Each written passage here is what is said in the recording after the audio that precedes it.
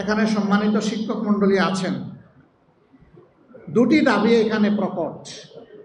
দুইটা হলে বাকি সব এই দুইটার ভিতরে ঢুকে যাবে। দুইটাই ন্যায্য। একটি হচ্ছে জাতীয়করণ করতে হবে, আরেকটা হলো যারা এখনো এমপিওভুক্ত হননি তাদেরকে এমপিওভুক্ত করতে হবে। এই দুই দাবির ভিতরে সব ঢুকে যায়, কিছুই আর বাইরে থাকে না, বাকিগুলা সব খুচরা। এই দুইটার ব্যাখ্যা আমি আমার দুইটা অনুভূতি পেশ করে আমার কথা শেষ করব। বর্তমানে যে সমস্ত শিক্ষা প্রতিষ্ঠান সরকারের পূর্ণ আর্থিক ব্যবস্থাপনায় চলে, তার একটা গুরুত্বপূর্ণ সংখ্যায় কোনো লেখাপড়া হয় না। শিক্ষা প্রতিষ্ঠানের কর্মঘণ্টার সময় বাসায় বসে শিক্ষকতা করেন, বিকল্প কলেজ অথবা স্কুল গড়ে তোলেন। তাহলে আপনি ওখানে বেতন নিচ্ছেন কেন? আপনি ওখানে যদি বেতন নেন, শিক্ষা আপনাকে ওখানে দিতে হবে। আর যদি আপনি এখানেই পড়াতে চান, তাহলে ওই বেতনটা আপনি নেবেন না। এটা আপনার জন্য সঙ্গত নয়। আপনি একজন মহান শিক্ষক, আপনি তো জাতিকে বিবেক জাগিয়ে তুলবেন, সুতরাং বিবেকের জায়গায় আপনাকেও সচেতন হতে হবে। যারা এখন এমপিওভুক্ত আছেন কিন্তু জাতীয়করণ না হওয়ার কারণে বৈষম্যের শিকার, আমরা আবার ভয় করব না তো যে আপনারাও সরকারি হয়ে গেলে এমনটা হয়ে যাবেন?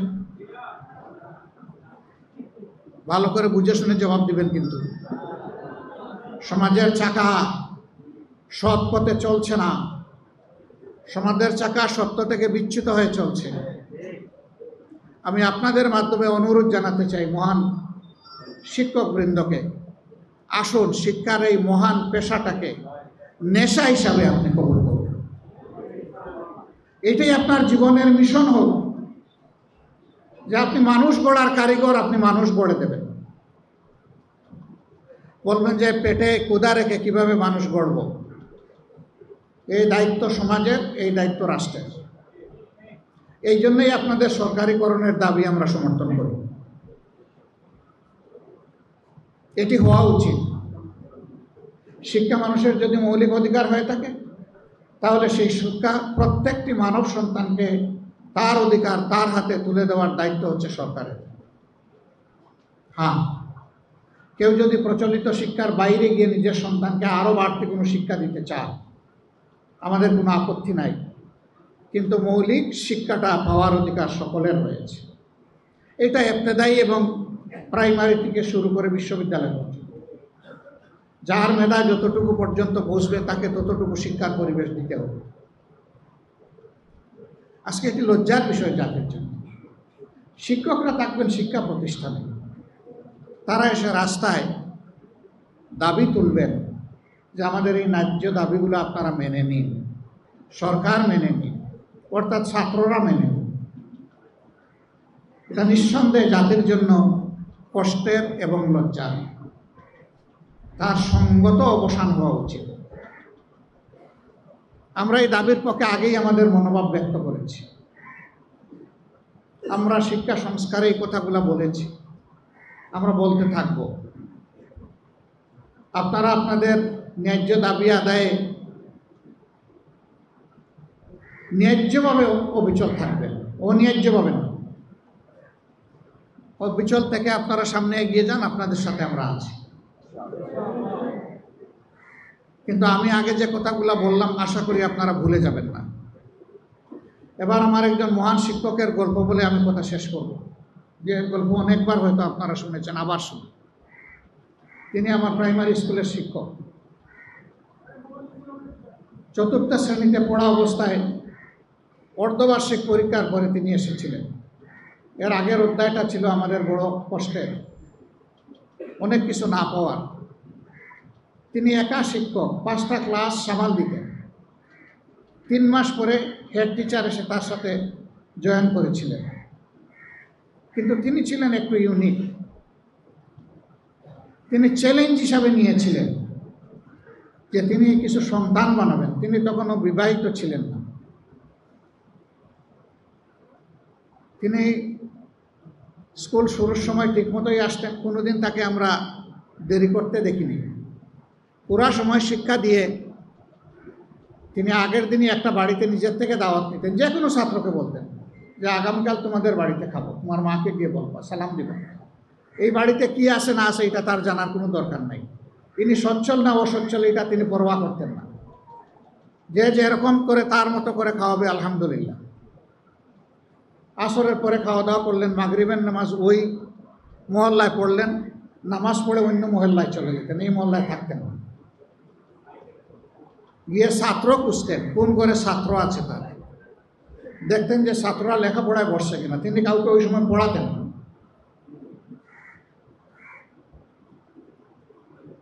দেখে দেখে তিনি এশার নামাজ পড়ে তারপরে তার বাড়ি এখান থেকে 2.5 মাইল দূরে বাইসাইকেল চালিয়ে কাঁচা রাস্তা দিয়ে তিনি চলে যেতেন।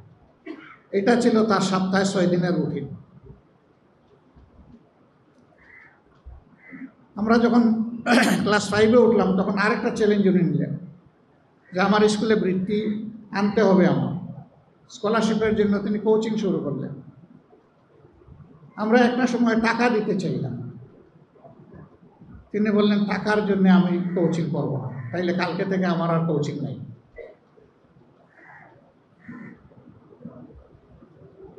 আমরা বই আর টাকা দেওয়ার কথা মুখেও আনি। সব শেষ করে আলহামদুলিল্লাহ ফলাফলও তিনি হাতে এনেছিলেন। আমার হাই স্কুলটা তার গ্রামের কাছেই, যাওয়ার সময় স্যারের সাথে দেখা হতো, দোয়া নিতাম, সালাম বিনিময় করতাম, খোঁজখবর নিতেন। শুধু আমাকে না, তার সব ছাত্রদের। কিন্তু বাকিদের কথা আমি বলতে পারবো না।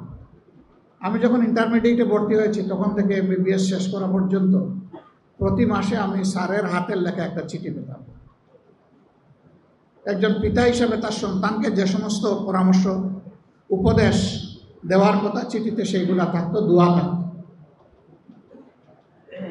আমার যখন MBBS গ্র্যাজুয়েশনটা হয়ে গেল তখন আমি স্যারকে প্রথমে চিঠি লিখে জানালাম, তারপরে আমার পিতাকে লিখলাম। স্যার এই চিঠির জবাবে একটা চিঠি লিখলেন যে বাবা, এখন থেকে আমার নিয়মিত চিঠি লেখা শেষ, আর মাসে মাসে তোমার কাছে আমার চিঠি যাবে না। এতদিন তুমি আমার কুলের সন্তানের মতো ছিলে, তাই পিতা হিসাবে আমি আমার দায়িত্ব পালন করেছি। এই মহান শিক্ষক রিটায়ারমেন্টের পরে হজে যাবেন, আল্লাহু আকবার। তিনি তার ডায়েরিতে কোন বাড়িতে কত তারিখ খেয়েছেন, পান করেছেন সেটাও লিখে রেখেছেন। হজে যাওয়ার আগে 7টা গ্রামে ঢুকে ওই বাড়িগুলোর প্রত্যেকটা ঘরে গিয়েছে, সবাইকে বলেছেন আপনাদের নুন নিমক আমি খেয়েছি, হক আদায় করতে পারেন, আমাকে ক্ষমা করে দেবেন।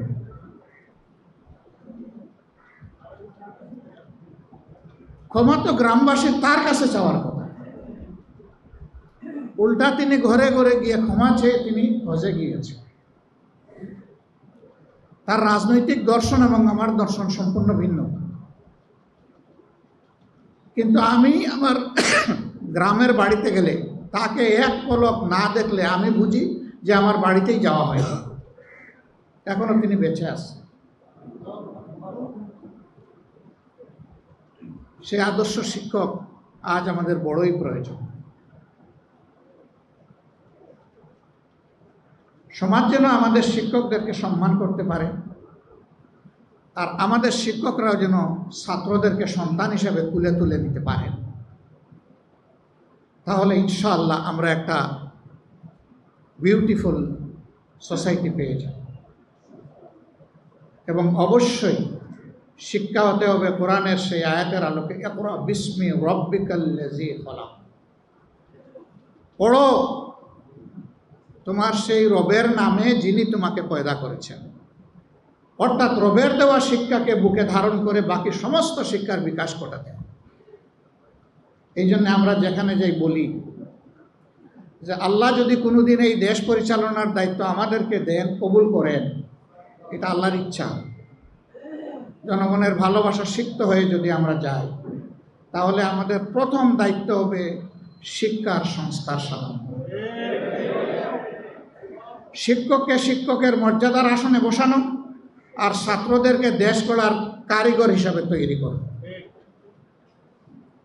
যাতে একজন ছাত্রের হাতে তার শিক্ষার পাঠ চুকানোর পরে যেভাবে সার্টিফিকেট আসবে, কাগজের সার্টিফিকেট, ঠিক তেমনিভাবে তার কাছে আসবে কাজের অফার লেটার। এই দুইটা একসাথে তার হাতে পৌঁছবে। এমনকি তার গ্র্যাজুয়েশন অথবা পোস্ট গ্র্যাজুয়েশনের সেই সার্টিফিকেট আসার আগেই দুনিয়ার বহু জায়গায় ছাত্রদের কাছে কাজের অফার লেটার চলে আসে। আমরা নৈতিক শিক্ষাকে বিকশিত করে ওই শিক্ষাই আমরা এই দেশে প্রতিষ্ঠিত করবো ইনশাআল্লাহ। তাইলে মানুষগুলো আর পশু হবে না। এই সমাজে অনেক পাশবিক, হৃদয় বিদারক অনেক দৃশ্য দেখতে হয়, শুনতে হয়, হৃদয় ভেঙে টুকরা টুকরা হয়ে যায়।